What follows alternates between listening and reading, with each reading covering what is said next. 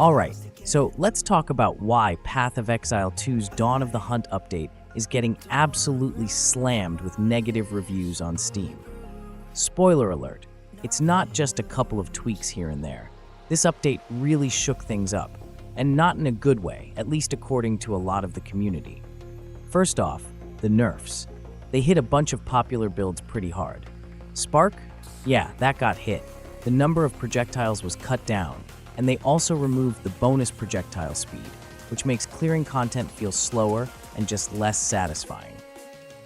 Then there's Archmage, which had its mana scaling damage toned down, so if you were running those big mana builds for juicy DPS, that's not nearly as effective anymore.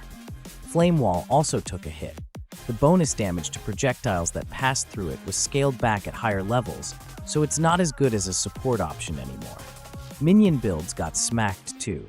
Minions now deal less damage and have less health scaling, plus they nerfed the cast-on minion death trick.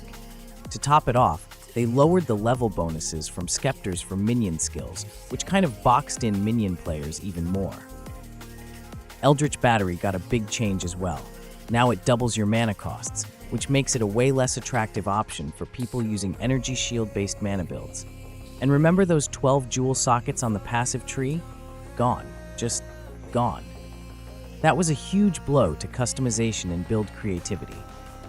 And if you were using Supercharged Slam or Magnetic Salvo, bad news. Both got their damage reduced by a lot. Definitely, across the board, a ton of builds that people loved or were planning around just got kneecapped. But it wasn't just the nerfs. The update also made the game a lot harder in kind of a frustrating way. Enemies, especially early on, feel tanky and overtuned. It makes progressing through the campaign feel slow and kind of grindy. The new Huntress class, which was supposed to be this cool addition, ended up being underwhelming for a lot of players at launch, mainly because she's super reliant on parry mechanics that don't feel great right now. Combine that with tough mobs and low damage output early on, and people started bailing pretty fast. To make matters worse, technical issues popped up, and not just the usual launch bugs.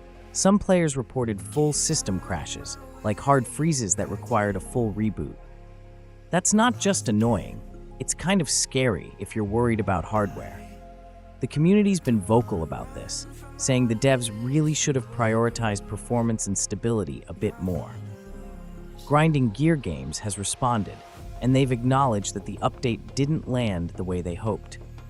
They pushed out some hotfixes to lower enemy health and buff some underperforming skills. That's a start, but for a lot of players, it still feels like the core issues haven't really been addressed. There's this growing sentiment that PoE2 is drifting too far from what made the original so beloved. Fewer rewards, clunky mechanics, and a general sense that the game is becoming punishing in a way that's not actually fun. The Dawn of the Hunt update tried to bring in fresh content and rebalance the game, but it ended up alienating a chunk of the player base. In addition, the developers did some damage control by deploying a hot fix that addresses some problems. Specifically, they have fixed the issue of players getting overwhelmed by monsters. Dying is not fun in Path of Exile 2, and for veteran players, most of them don't even find the campaign of the game interesting, as the best path of the game for old players is always the end game. The fix was solid, and the developers did say that they will also address further concerns in the upcoming patch. With Damage Control patch now live, the developers already looking ahead and getting ready for the next wave of improvements. The big focus is on two major areas players have been really asking about, along with a bunch of smaller tweaks and fixes. First up, loot drops. Grinding Gear Games will be making a few key changes here.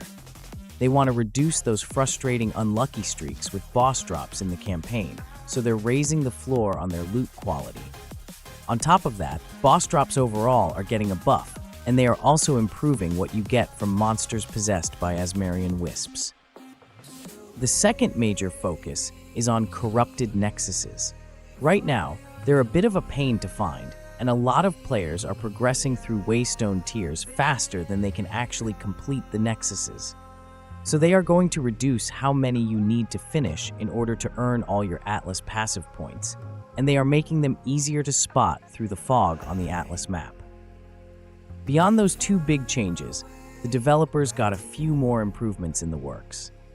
They said that they are going to make pinnacle content more accessible, tone down the difficulty of simulacrums, and adjust expeditions by boosting the rewards and smoothing out any difficulty spikes from remnants that felt a little out of line.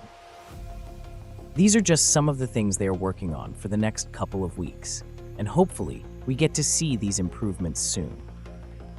Now, despite the negative reviews, I really think that the developers also have done a great job in improving the game.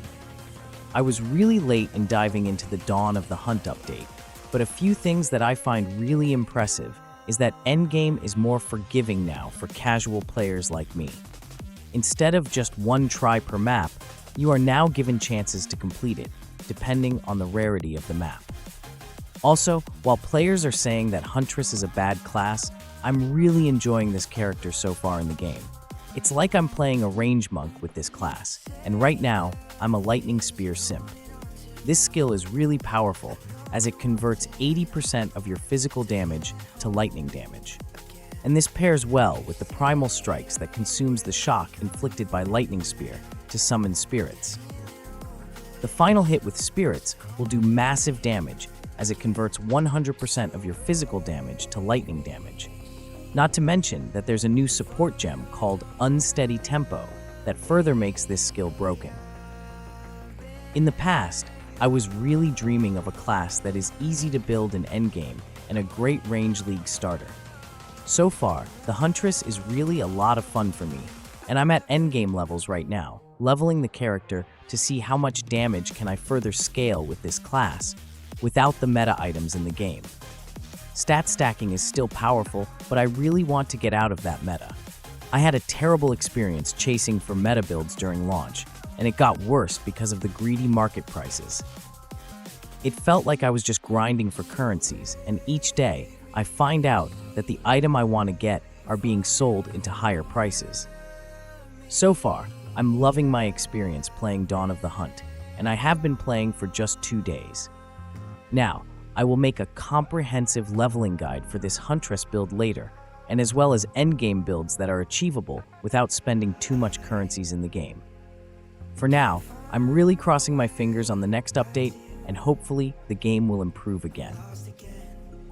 Honestly, the negative reviews on Steam doesn't stop me from enjoying Path of Exile 2, and it's really a great game to play when I'm waiting for updates in Warframe.